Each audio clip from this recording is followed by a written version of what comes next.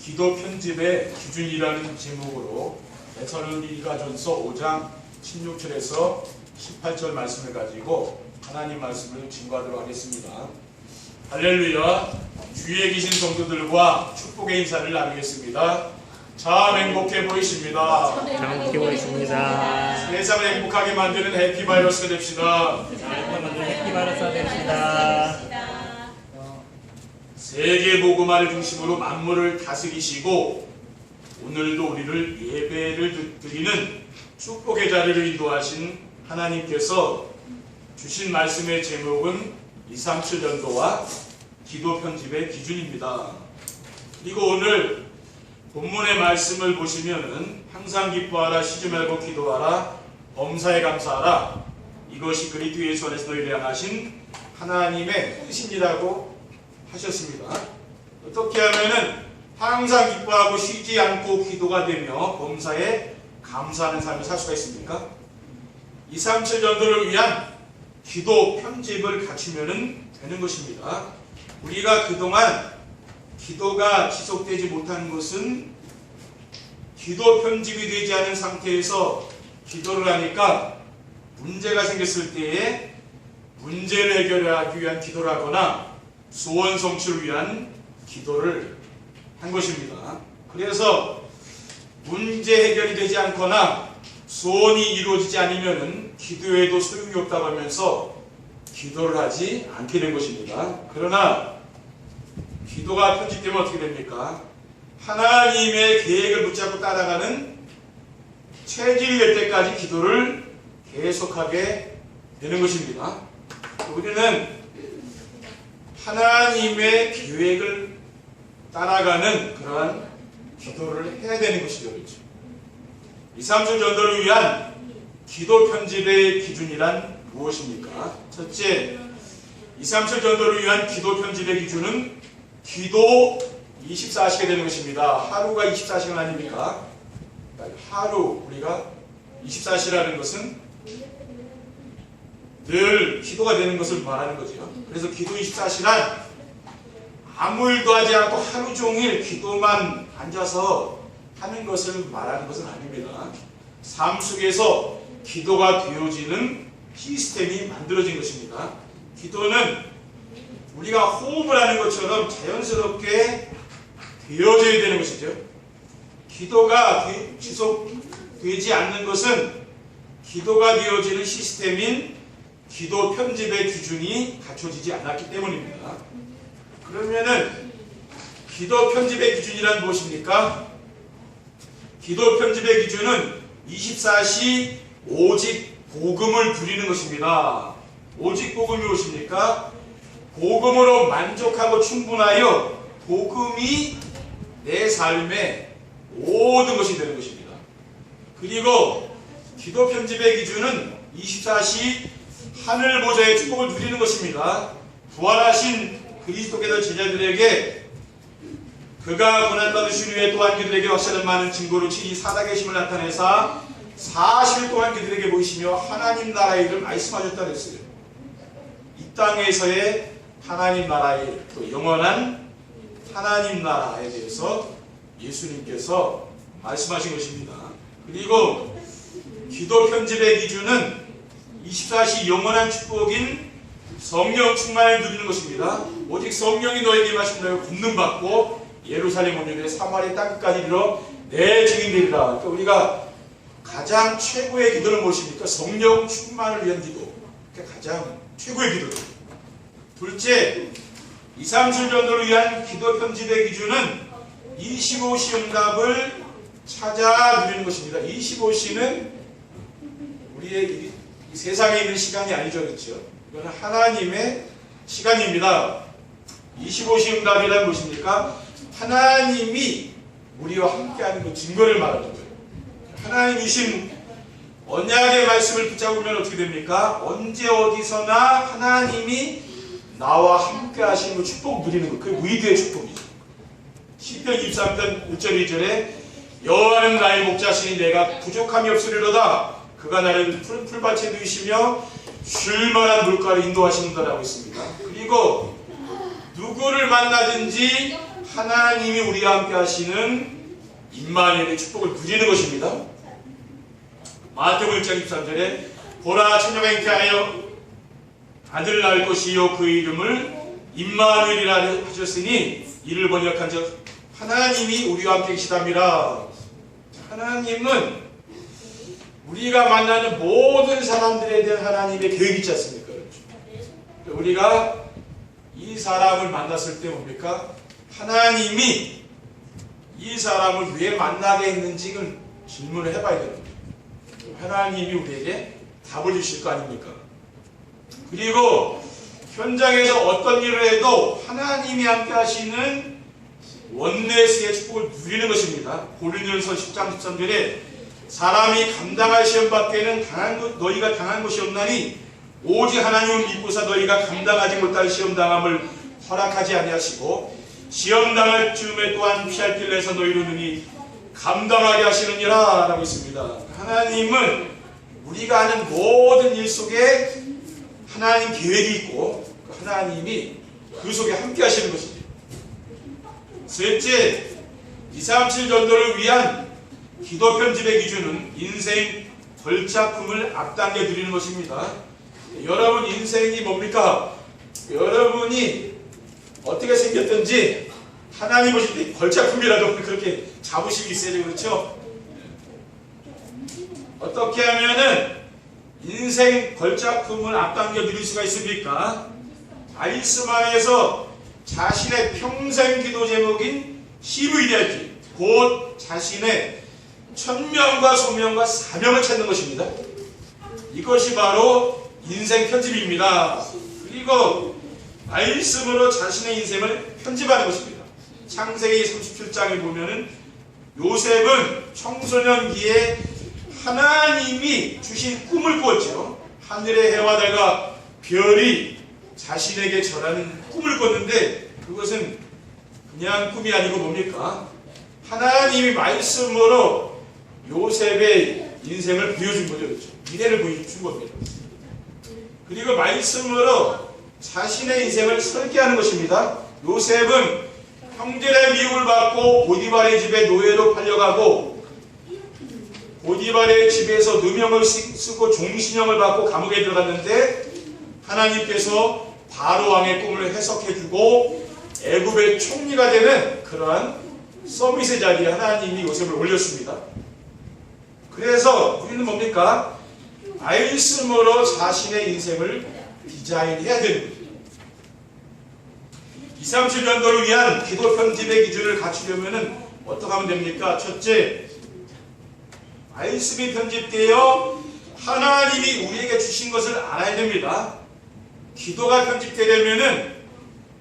편집되기 이전에 무엇이 편집되어야 됩니까? 말씀이 편집되어야 되는 거죠. 그래야 기도가 편집됩니다.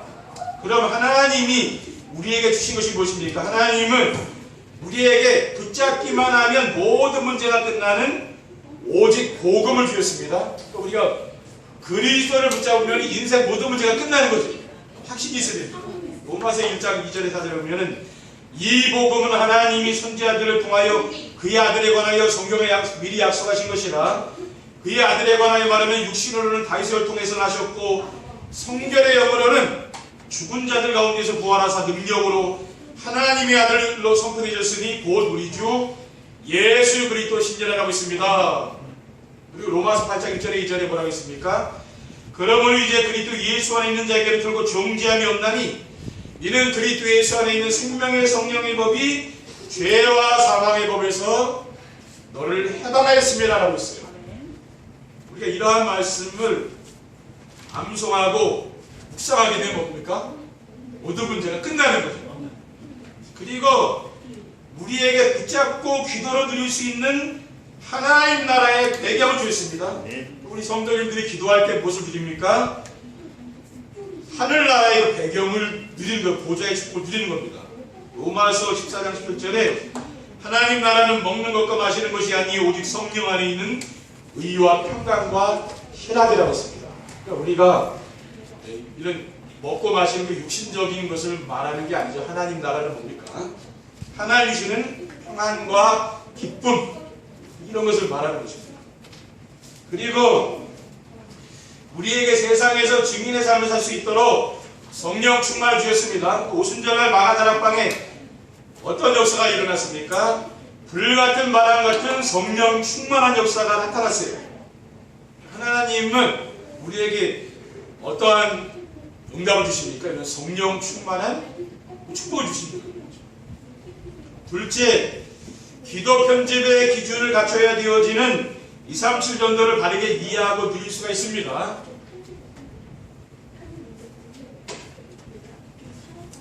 (237) 전도는 삶 속에서 24시 오직 복음을 누릴 때 되어지는 것입니다. 성경의 사도행전 3장에 보면은 성전 미문에 앉아 구걸하는 안중뱅이에게 베드로가 뭐라고 했습니까? 은과 금은 내게 없거니와 내게 있는 이것을 내게 주는 이고 나사렛 예수 그리스도 이름으로 일어나 걸으라고 했어요. 그리고 237 전도는 삶 속에서 25시 응답을 찾아 드릴 때 되어지는 것입니다. 237 전도가 뭐라고 했습니까? 우리 성도님들의 삶의 현장과 가정이 플랫폼이 돼서 사람들이 필요한 것이 있어서 찾아오는 그런 전도라고 했잖아요.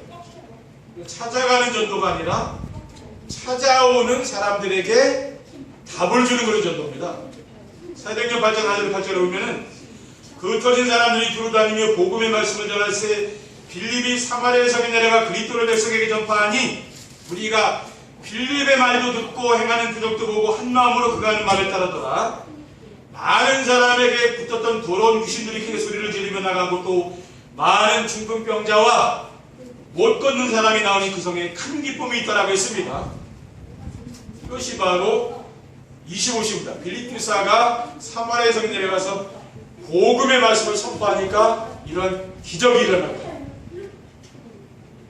그리고 237 전도는 말씀 안에서 자신의 미래를 알고 누리게 되어지는 것입니다. 사도행전 2장 16절에서 17절에 보면은 오순절날 베드로의 설교가 나옵니다. 여기에서 베드로는 어떤 말을 했습니까? 이는 곧 선지자 요엘을 통하여 말씀하신 것이 이르렀으되 하나님이 말씀하시기를 말세에 내가 네 영을 모든 육체에 부어주리니 너희 자녀들은 예언할 것이요 너희의 젊은이들은 환상을 보고 너희의 늙은이들은 꿈을 꾸리라. 이 말씀 요엘서의 말씀이 성취되어서 오순절날에 뭡니까? 그 초대교회 성도들에게 성령 충만한 역사가 나타났잖아요.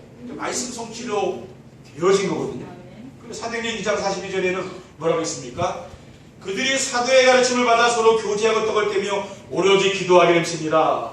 사도의 가르침이 뭡니까? 강단의 말씀을 순종하고 따라가는데 거기에 하나님의 역사가 나타났다 그 말이죠.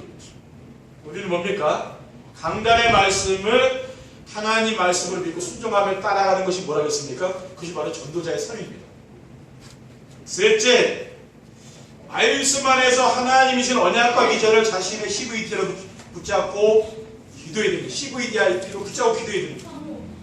하나님이 주신 언약과 비전은 무엇입니까? 요한복음 14장 2절에 3절에 내 아버지 집에 구할 것이 많도다. 그렇지 않으면 너에게 이르시리다. 내가 너희를 위하여 거처를 예비하러 가노니 가서 너희를 위하여 거처를 예비하면 내가 다시 와서 너희를 내게로 영접하여 나 있는 곳에 너희를 있게 하리라고 했어요. 6절에 내가 곧 길이요 진리요 생명이니 나로 말미암은 자는 아버지께로 자가 없느니라. 그리고 데살로니가전서 4장 16절에 17절에 보면은 주께서 고령과 천사장의 소리와 하나님의 나팔 소리로 치니 하늘로부터 강림하시리니 그리스도 안에서 죽은 자들이 먼저 일어나고 그 후에 우리 살아남은 자들도 그들과 함께 구름속으로 끌어올려 공중에서 주를 영접하게 하시리니 그리하여 우리가 항상 주와 함께 있으리라고 했습니다. 우리는 이러한 말씀을 믿고 사는 거죠. 그리고 하나님은 우리를 237 나라 5천 종족을 살린 파수꾼으로 부르셨습니다. 이사야 62장 6절에 7절에 보면은 예루살렘이여 내가 너희 성벽 위에 파수꾼을 세우고 그들로 하여금 주야로 계속 잠잠하지 않게 하였느니라. 너희 여호와로 기억하시게 하는 자들아 너희는 쉬지 말렸고 여호와께서 예루살렘을 세워 세상에서 찬송을 받게 하시기까지 그로 쉬지 못하시게 하라고 했습니다. 그리고 하나님은 우리를 237 나라 5천 종족을 치유하는 영적인 의사로 부르셨습니다. 왜 그렇습니까? 237 나라 지금 5천 종족이 자기중심, 물질중심, 성공중심이라는 이러한 창세기 3장 문제에 빠져있거든요. 그렇죠? 근데 죽어가고 있는 거야. 그래서 하나님이 우리에게 오직 복음으로 이 사람들을 살리라고 하는 거 아닙니까? 그 영적인 의사예요. 요한 3서 1장 2절에 사랑하는 자여 네 영혼이 닳는 같이 내가 범사일다고 강건하기를 내가 간구하노라라고 했습니다. 그리고 하나님 우리를 237 나라 5천 종족에게 빛을 발하는 영적인 대사로 불렀습니다. 한 나라를 대표하는 사람 외교관이죠. 대사입니다.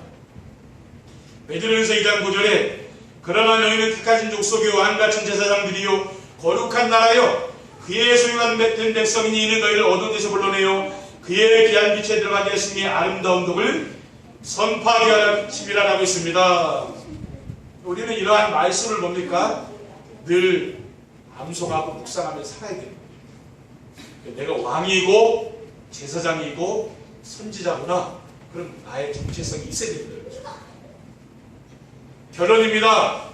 237 전도를 위한 기도 편집의 기준을 갖추면 어떻게 됩니까? 첫째, 24시가 기도가 되어지며 어떤 상황에도 흔들리지 않습니다. 24시 오직 복음을 누리고 24시 하늘 보좌의 축복을 누리며 24시 영원한 축복인 성령 충만을 누리는 기도 편집의 기준을 갖추면은 어떤 경우에도 흔들리지 않아요. 저는 항상 식사 기도할 때 보면 집에서 성령 충만 달라는 기도 항상 해요. 왜 그러냐? 저는 그게 최고의 기도는 성령 충만 받는 거라고 생각하고 있어요. 그래야 내 자신이 변화되지 우리가 성령 충만 받지 않으면 내 자신이 변화 안 됩니다. 그렇죠? 하나님이 주신 기도 제목이 성령 충만. 여러분 성령 충만 기도하면 변화된다. 그래서 오늘 본문이 뭐라고 했습니까? 항상 기뻐하라, 쉬지 말고 기도하라, 범사에 감사하라. 이것이 그리스도의 선 안에서 너희를 향하신 하나님의 뜻이니라. 여러분이 늘 어떤 일을 만나든지 항상 늘 감사하며 사시기 바랍니다. 하나님 우리에게 원하는 게 뭡니까? 그러니까 하나님께 늘 감사하며 살기 원하는 거 아니겠죠? 우리가 건강하니까 예배 자리에 나오신 거예요. 아프면 이 자리에 못 오잖아요. 여러분이 예배를 드린다는 것은 굉장히 건강하다는 증거거든요. 그렇죠? 그래서 감사해야 돼요. 둘째, 언제 어디서 누구를 만나거나 어떤 일을 하든지 하나님이 함께 하십니다. 기도 편집의 기준을 갖추어 25시 응답을 찾아드리면은 언제 어디서나 위대의 축복을 누리고 어떤 사람을 만나든지 임마누엘의 축복을 누리며 무슨 일을 하든지 원내스의 축복을 누리게 되는 것입니다. 마지막으로 현장에서 답을 주는 영적 서밋과 플랫폼이 되어 전도가 되어지고 제자가 서집니다. 24시 복음 누리고 25시 응답을 누리며 인생 걸작품을 앞당겨 보면은 영적 서밋이 되는 거죠. 그래서 현장을 살리는 축복을 누리게 되는 것입니다. 히브리서 11장 1절에 2절에 믿음은 바라는 것들의 실상이여 보이지 않는 것들의 증거니 선진들이로서 증거를 얻었느니라고 있습니다. 그래서 하나님은 우리에게 어마어마한 축복을 예비해 두셨다니까요. 하나님 여러분에게 어마어마한 축복을 주시려고 지금 나한테 예배해 놨다니까요. 그걸 믿으셔야 돼요. 왜냐? 237 나라 5천 종족 살려야 되잖아요. 그렇죠? 하나님 여러분 모든 축복 다 주신다니까. 그래서 여러분들이 정말 매주일마다 하나님이 237 전도가 되어지도록 우리 성도님들에게 말씀을 주시는 줄 믿습니다. 그러니까 여러분 한 사람이 그런 시스템이 되고 플랫폼이 되면 됩니다. 다른 사람이 중요한 게 아니에요. 내가 되면 되는 거죠. 내가 되면 다 됩니다. 모든 사람을 살릴 수가 있는 거예요. 여러분이 준비하고 계시면 하나님이요 여러분에게 사람을 붙이게 돼 있어요. 그래서 성도들의 가정과 삶의 현장이 플랫폼이 되어 전도가 되어지고 제자가 세워져서 행복한 우리 성도님들이 다 되시기를 주님의 이름으로 축원드립니다. 기도하겠습니다. 주님 감사합니다. 오늘 주님 주신 언약 미션 비전의 말씀을 굳게 붙잡고 우리의 삶의 현장을 살리는 증인의 삶을 살 수 있도록 우리의 후대를 살리는 증인이 될 수 있도록 인도해 주옵소서. 주 예수 그리스도의 이름으로 기도드립니다. 아멘.